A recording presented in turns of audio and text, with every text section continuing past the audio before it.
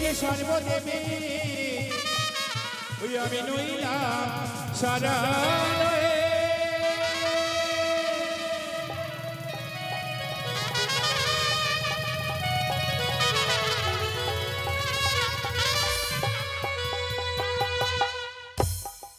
বন্দি গণপতি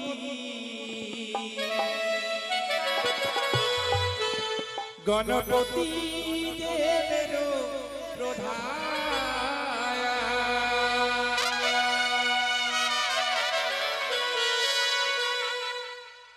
বন্দি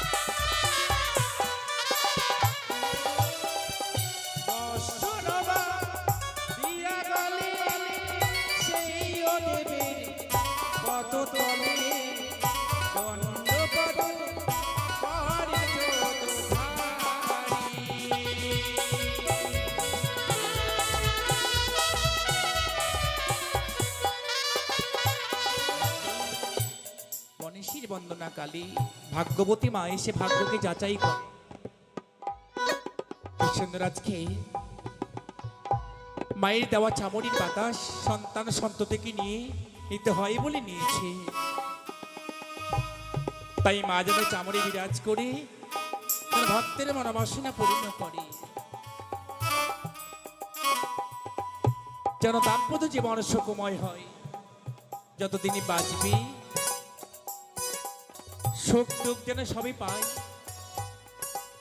তবে যেন জ্ঞানের আলো আলো দেখতে পাই সেই কামনা করি মাগো তোমারই চরণে আহারে তুমি কৃপা করো যারে তুমি বিনা নাই সংসারে কৃপা করো ভক্তের বাসনা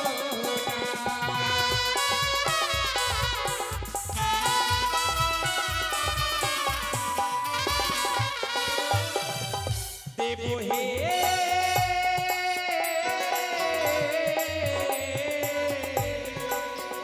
দেবো হে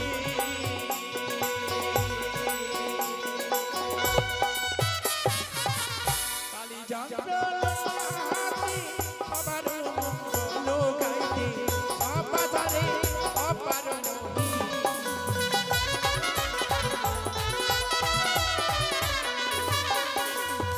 বসন দণ্ড পাদ করেন যতধারী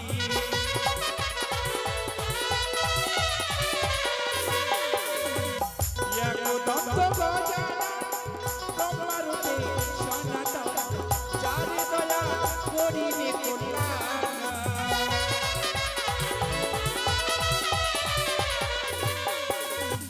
গায়ে গোবিন্দ পুরো প্রভু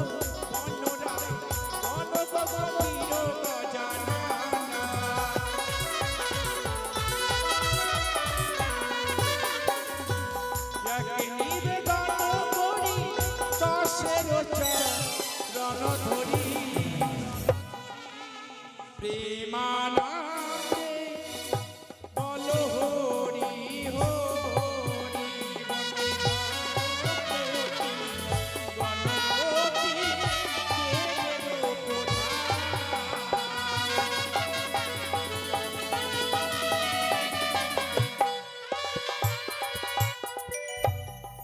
আরে গণেশের বন্দনা মদে ওই আমার অন্তিম হইল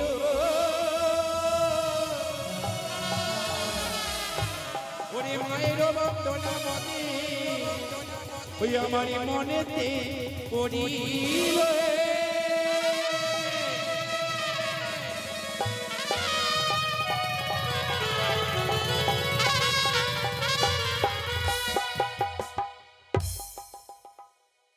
গণেশের বন্দনা আমাদের অন্তিম হইল। মা তোমার এই বন্দনা আমাদের মনেতে পড়িল, তবে তুমি কালী রূপে দর্শনে দিও না, তোমার ভুবন মোহিনী রূপে দর্শনে দাও, আর মঙ্গল ঘটে বসে ভক্তকে আশীর্বাদ করে দাও। তাই পদকবি লিখেছেন তোমার এই রূপের কথা, গুণের কথা। জানামা কি লিখেছেন এক পার্শ্বে বসে পদে পদে লিখেছেন, ও নাকি আইসো দেবী আইসো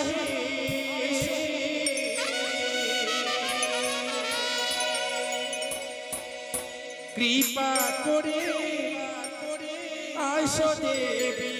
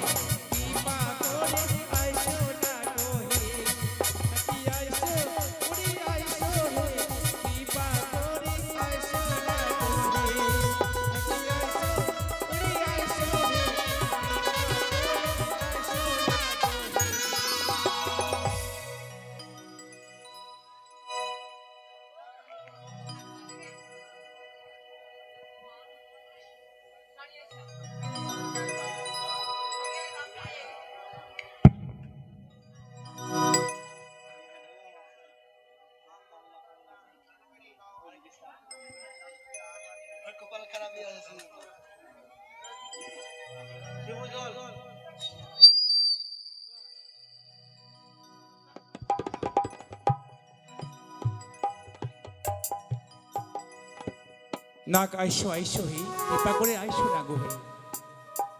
নাক কেন আসবে? দিতি অদিতি বিনতা ক্ষুদ্র, চারটি বোন একটা স্বামী। আমরা শুনেছি দ্রৌপদীর 5টা স্বামী মহাভারতে। আর এক পাতায় দেখছি কশ্যমণির 4টা স্ত্রী, দিতি অদিতি বিনতা ক্ষুদ্র, দক্ষ কন্যা। কশ্যমণির সঙ্গে বিবাহ হলো, বিয়ের পরে চলে গেল নিজের বাসায়। বাসায় গিয়ে বউদেরকে রেখে চলে গেল 12টি বৎসর ধ্যানে। আগে ধ্যান করে লোকেরা, ধ্যানে চলে গেল।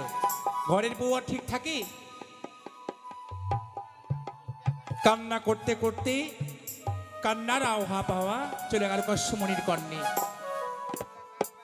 না না না, আর ধ্যান করানো হবে না, যেতে হবে। ঘরে চলে এলো, এসে দেখি 4টা বোন কাঁদছে, 4টা বউ কাঁদছে। তাই বড় রানীকে বলছে, দিদি ও দিদি কাঁদছো কেন? কি হয়েছে তোমাদের? কাঁদবো না? নারীর বিবাহের পরে সবাই সুখ পেয়েছি সংসারে, একটি সুখ পাইনি। কি সুখ? নারীরা সুখ চায়, বিবাহের পরে মা ডাক। আমরা কি সেই সুখটা পেয়েছি?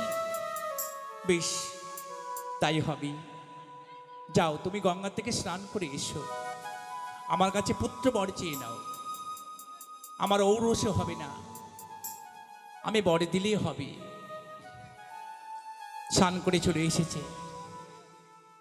স্বামী, আমি গঙ্গা থেকে স্নান করে এলাম, এবার পুত্র বর দাও। তুমি কেমন পুত্র নেবে চাও? চাইলে তো দেবো আমি। বেশ, এমন একটা পুত্র আমার গর্ভে দাও যেন এক ডাকে সবাই চিনে। বেশ, তাই হবে। দেবরাজের জন্ম হলো, দেবগণের জন্ম হলো।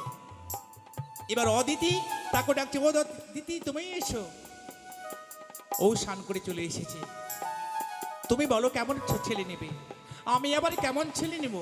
সতীনের কথা তো তুমি তো দিয়ে দিলে, এক ডাকে সবাই চেনে। তোমার কাছে আর কি আছে? কি দেবে আমার কাছে? আরে তুমি চাও তো কেমন সন্তান তুমি নেবে? বেশ, আমাকে আবার সন্তান দাও আমার গর্ভে, না সবার থেকে শক্তিশালী হয়, মহাবীর যেন হয়। তাই হবে। অসুরের জন্ম হলো, শক্তিশালী। এবার ক্ষুদ্র 3য় নাম্বার, খুবই রাগী, এলোমেলো, কেশগুলো এলোমেলো হয়ে গেছে, সে মন্দিরে সিঁদুর সিঁদুর চটা হয়ে গেছে। ক্ষুদ্র তুমি এসো। বেচারি স্নান করে এসেছে, তুমি কেমন সন্তান নেবে বলো?